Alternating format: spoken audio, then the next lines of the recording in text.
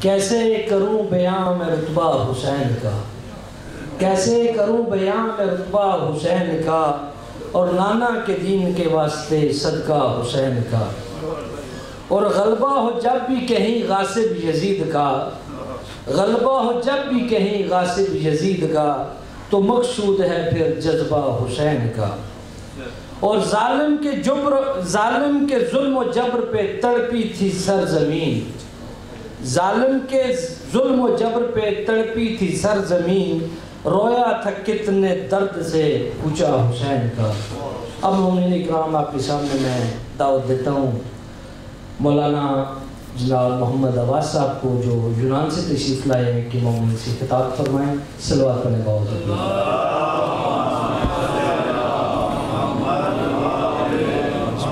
نعرہ تکبیر، نعرہ رسالت، نعرہ حیدری، حیدری، بلند تر صلوات۔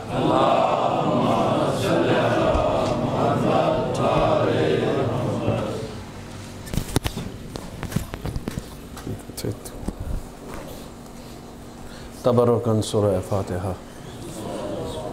بسم اللہ الرحمن الرحیم، الحمدللہ رب العالمین، الرحمن الرحیم، مالک یوم الدین، ایاک نعبد و ایاک نستعین، اہدنا الصراط المستقیم، صراط الذین انعمت علیہم غیر المغضوب علیہم ولا الضالین۔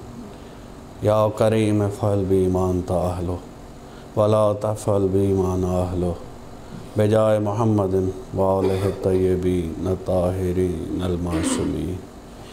یا علی ادرکنی ادرکنی ادرکنی فی سبیل اللہ۔ خاندان زہرا پہ سب مل کے بلند آواز سے صلوات پڑھیں۔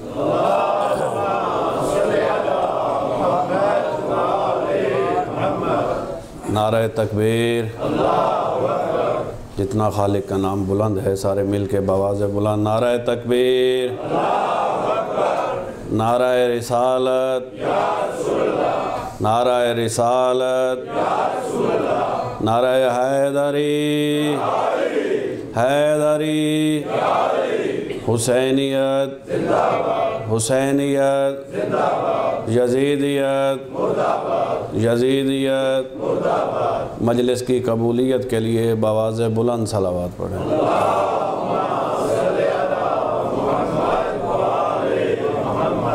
اعوذ باللہ السمیع العلیم من الشیطان اللعین الرجیم، ما شاء اللہ لا حول ولا قوة الا باللہ العلی العظیم، علیہ توکلت و الیہ انیب و نعم المولا و نعم النصیر۔ رب اشرح لی صدری ویسر لی امری واحلل عقدۃ من لسانی یفقہوا قولی، اما بعد فقد قال اللہ تبارک و تعالی فی کلامہ المجید و فرقانہ الحمید و قولہ الحق وَهُوَ أَصْدَقُ الْقَائِلِينَ۔ بسم اللہ الرحمن الرحیم، ان الدین عند اللہ الاسلام۔ صلوات۔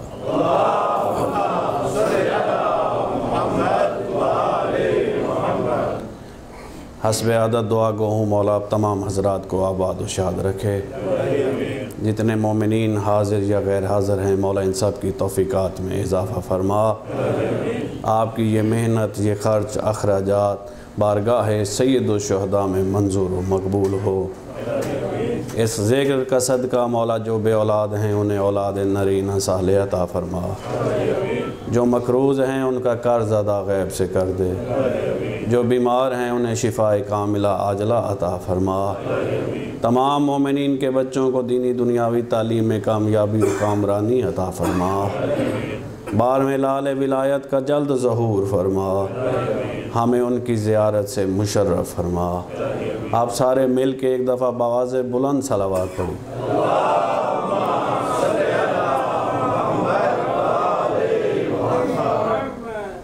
صرف تعمیل حکم کے لیے حاضر ہو گیا ہوں۔ آج میں کسی مہمان کی حیثیت سے نہیں بلکہ میزبان کی حیثیت سے پڑھنا چاہتا ہوں۔ کیونکہ بریشیا کو میں اپنا گھر سمجھتا ہوں، اور پھر میرے لیے یہ فخر اور اعزاز کی بات ہے کہ علماء کی موجودگی میں لب کشائی کی جسارت کر رہا ہوں، اور یہ صرف ان سے دعا حاصل کرنے کے لیے، ورنہ آج تو میری مثال اسی طرح ہے جس طرح آفتاب کے سامنے چراغ ہوتا ہے۔ تو چونکہ وہ میرے سامنے موجود ہیں، اگر زبان میں لغزش آئے یا لکنت آئے یا کوئی کوتاہی سرزد ہو جائے تو میں آپ سے پہلے معذرت خواہ ہوں۔ چونکہ آج کی مجلس مخصوص ہے چہلم سید الشہداء سے اور شہادت حسن مجتبیٰ سے، میں چاہتا ہوں کہ پہلے ان دونوں کی بارگاہ میں ہدیہ عقیدت پیش کروں۔ میں مختصر سے وقت میں آج بہت زیادہ پڑھنا چاہتا ہوں کہ پہلے بارگاہ سید الشہداء میں کہ جوہر مرحوم نے قبلہ ایک شعر کہا تھا کہ قتل حسین اصل میں مرگ یزید ہے، اسلام زندہ ہوتا ہے ہر کربلا۔ یہ شعر تھا جوہر مرحوم کا قبلہ۔ تو شاعر اہل بیت نے اس کا بڑا ہی خوبصورت جواب دیا ہے۔ شاعر اہل بیت فرماتے ہیں کہ خوشبو خلد دب گئی خاک شفا کے بعد۔ اگر اسی طرح سننا ہے تو یہیں پہ چھوڑ دوں گا۔ خوشبو خلد دب گئی خاک شفا کے بعد، جنت کا نام آنے لگا اب کربلا کے بعد۔ انہوں نے جو اس کے شعر کا جواب اپنی اس نظم میں دیا ہے کہ خوشبو خلد دب گئی قبلہ خاک شفا کے بعد، جنت کا نام آنے لگا اب کربلا کے بعد، بعد از حسین نہ کوئی حسین ہے، بعد از حسین نہ کوئی حسین ہے، نہ اور کوئی کربلا اس کربلا کے بعد، نہ اور کوئی کربلا اس کربلا کے بعد۔ ہوتا اگر حسین بھی دنیا میں دوسرا، پھر ہوتی کربلا بھی اس کربلا کے بعد۔ تسلیم روح جوہر مرحوم یہ کرے، اسلام زندہ ہو چکا بس کربلا کے بعد۔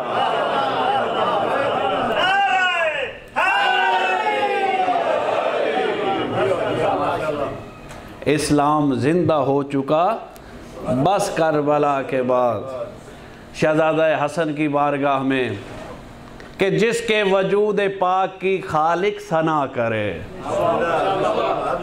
جس کے وجود پاک کی خالق ثنا کرے، ایسا ہنسی کہ سورہ کوثر دعا کرے،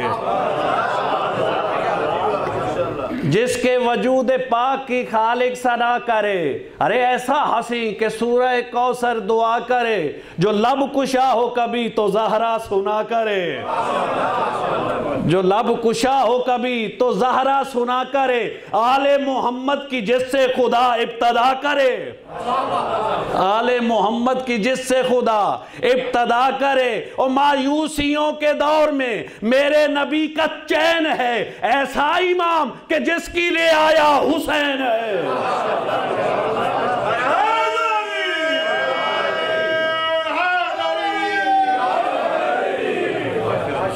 ایسا امام کہ جس کی رعایا حسین ہے۔ تو قرآن کی بڑی مشہور آیت جس کو میں نے تلاوت کرنے کا شرف حاصل کیا ہے کہ ان الدین عند اللہ الاسلام۔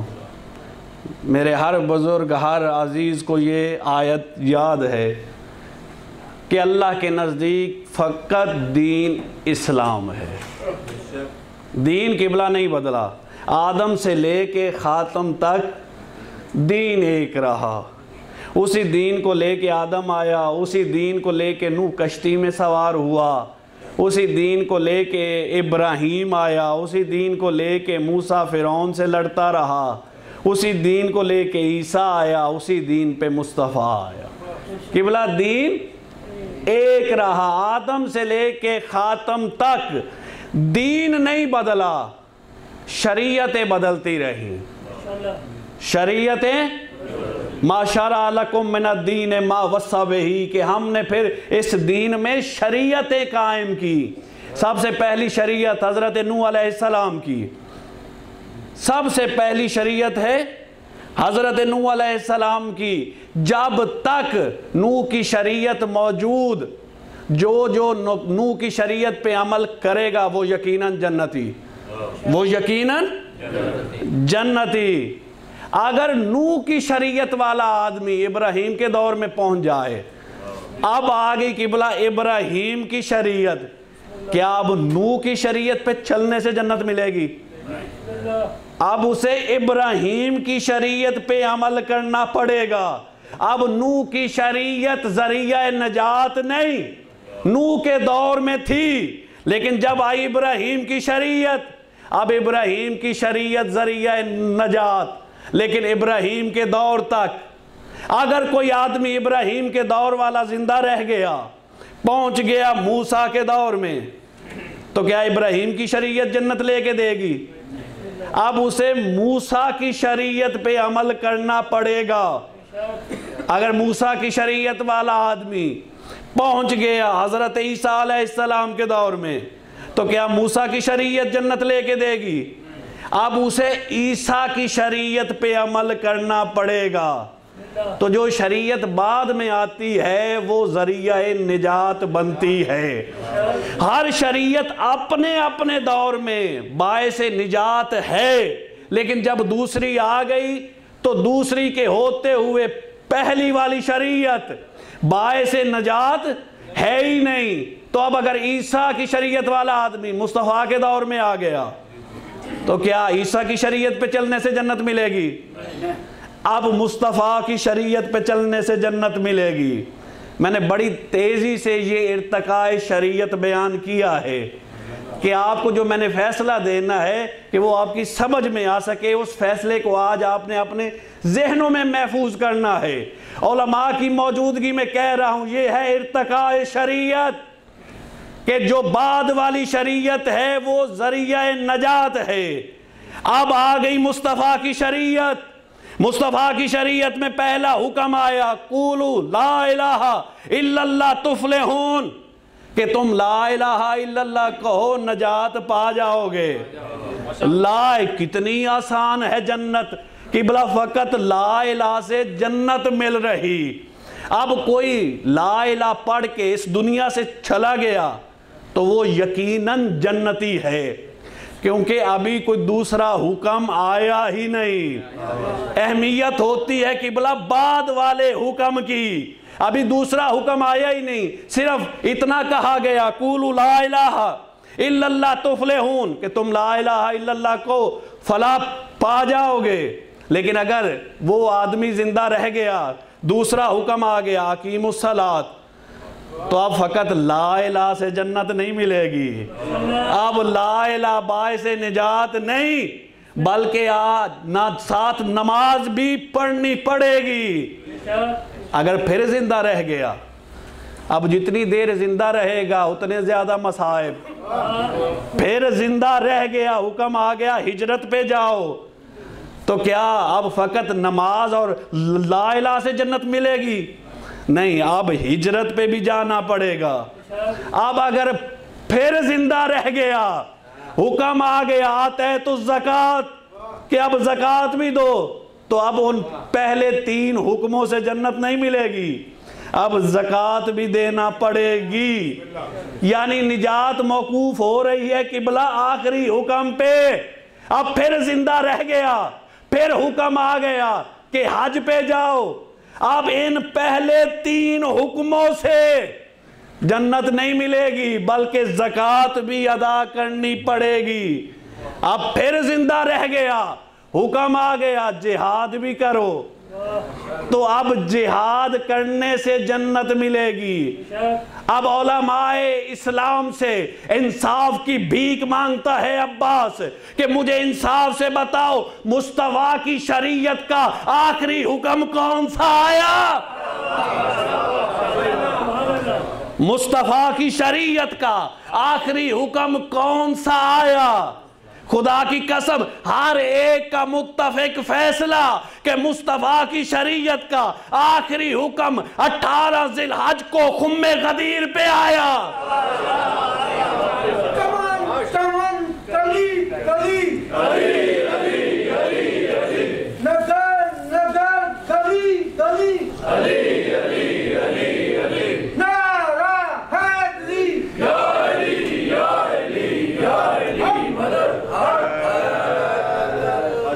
مصطفیٰ کی شریعت کا آخری حکم کب آیا؟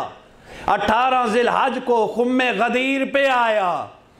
کون سا حکم تھا؟ من کن تو مولا کا. اور اگر اتنی دشمنی تھی علی سے تو غدیر سے پہلے مر جاتے، نہ پہنچتے غدیر پہ، نہ ماننا پڑتا علی کو مولا.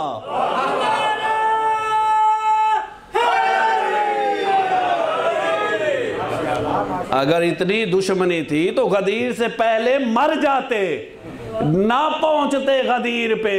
اگر پہنچ گئے ہو تو اب ان پہلے حکموں سے جنت نہیں ملے گی.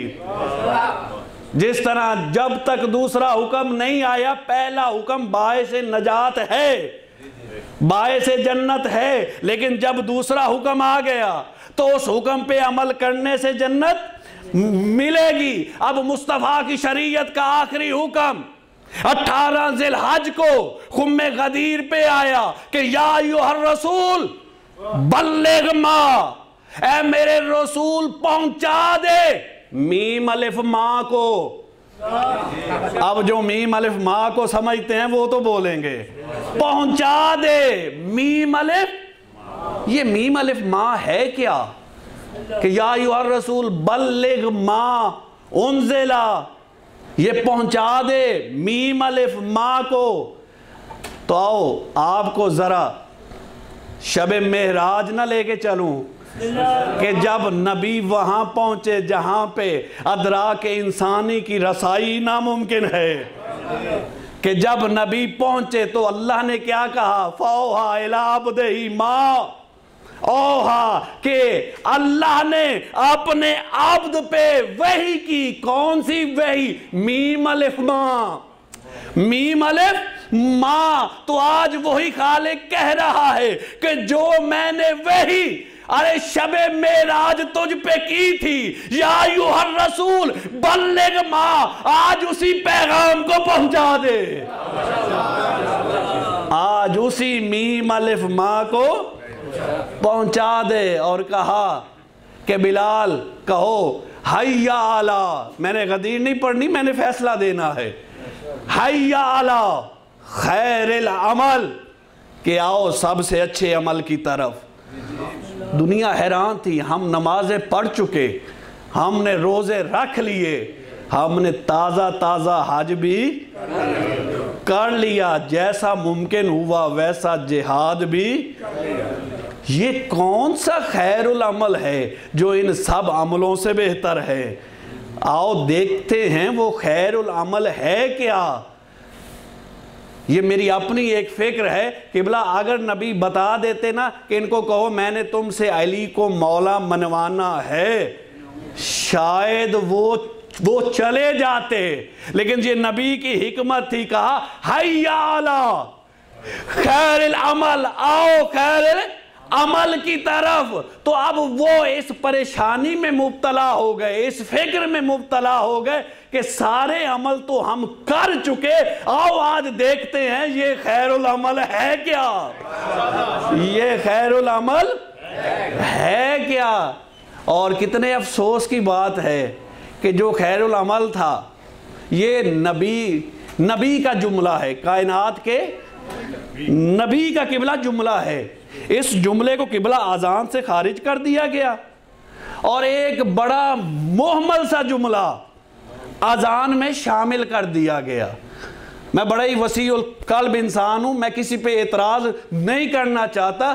ہر اذان میں وہ جملہ کہو، ہمیں جملے پہ کوئی اعتراض نہیں، لیکن حی علی خیر العمل کو خارج کر دیا گیا.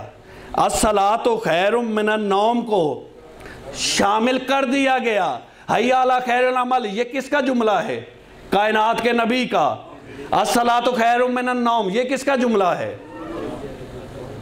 ٹھیک ہے جواب دے، یہ کس کا جملہ ہے؟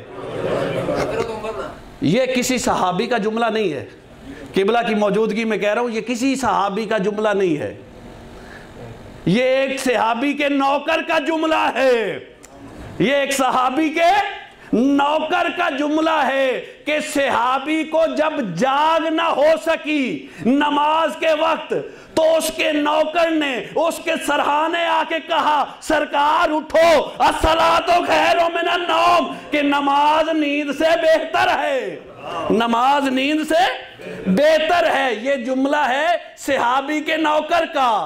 اور حی علی خیر العمل یہ جملہ ہے کائنات کے نبی کا۔ کتنے افسوس کی بات ہے، جو جملہ تھا کائنات کے نبی کا اس کو خارج کر دیا گیا، صحابی کے نوکر کا جملہ اذان میں شامل کر دیا۔ تکبیر، نعرہ رسالت، نعرہ حیدر، خاندان تطہیر کے بواز بلند تر صلوات۔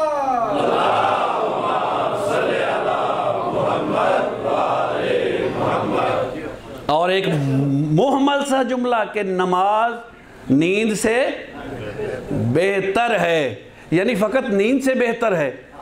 اگر اس وقت گاؤں میں یا دیہاتوں میں جو لوگ ہوتے ہیں اس وقت اٹھ کے حقہ پینا شروع کر دے پھر نہیں بہتر؟ فقط نیند سے کہہ رہے ہیں نا الصلاۃ خیر من النوم، کہ نماز نیند سے بہتر ہے۔ اگر اٹھ کے ہم کھانا شروع کر دیں پھر بہتر نہیں، حقہ پینے لگ جائیں پھر بہتر نہیں۔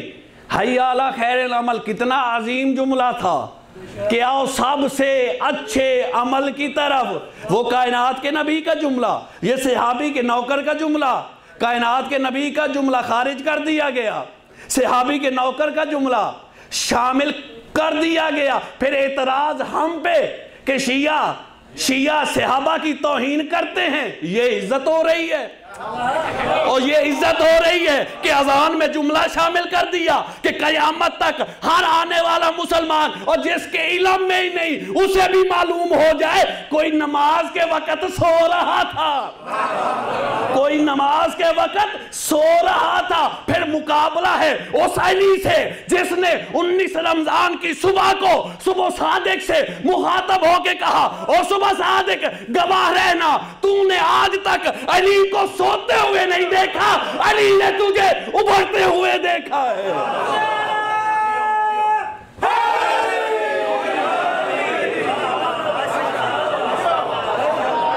نعرہ تکبیر، نعرہ رسالت، نعرہ حیدری، نعرہ خشنود ایمان ازمانہ بلند تر صلوات۔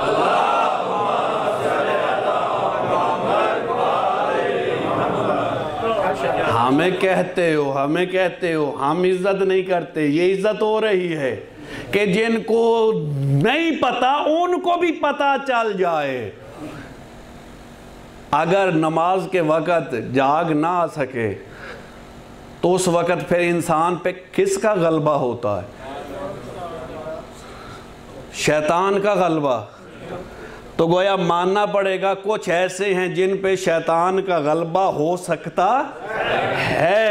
اور علی نے تو 19 رمضان کی صبح کو اس صبح صادق سے کہا تھا، اے صبح صادق گواہ رہنا تو نے آج تک علی کو سوتے ہوئے نہیں دیکھا، علی نے ہمیشہ تجھے ابھرتے ہوئے دیکھا ہے۔ کہا ان سب کو اکٹھا کر، یہ ہے قبلہ انتہائے اسلام، یہ ہے خم غدیر۔ کیا ہے؟ علماء تشریف فرمائے، ان کو زیادہ دیر زحمت نہیں دینا چاہتا، بس ایک یا دو باتیں کر کے آپ کی زحمتوں کو تمام کر رہا ہوں کہ قبلہ یہ ہے انتہائی اسلام۔ انتہائی اسلام پہ کیا آیا؟ من کن تو مولا۔ انتہائی اسلام پہ من کن تو مولا۔ ایک ہے ابتدائی اسلام۔ ابتدائی اسلام کیا ہے؟ دعوت ذل عشیرہ، دعوت